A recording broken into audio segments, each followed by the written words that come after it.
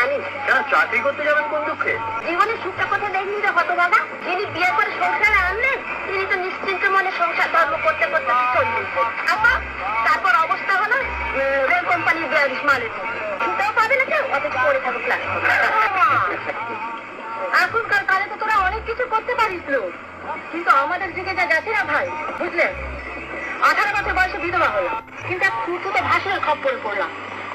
সে খালি ঘুরঘুর করে গো, কখনো গরুর মতো তাকিয়ে থাকে, মাঝে মাঝে মুচকি হাসে, আবার কখনো খালি গায়ে হাঁটুর উপর কাপড় তুলে চোখের সামনে বসে বসে তেল মাখে। ভয়টা শুধু বলতেও পারি না। তারপর কি ঘেন্নার কথা ভাই, একদিন রাতে চেপে ধরেন আমাকে, বলে যেন কাশি যায়। ভোরবেলা উঠে সেই যে বাপের বাড়ি পালালাম, 40 বছর আর অঙ্কই হয়নি। ওই অবধি আপনি তো কিছু বললেন না? না ভাই, আমার ওসব কিছু হয়। তাও হলো আমি হাত ছেড়ে বসলাম।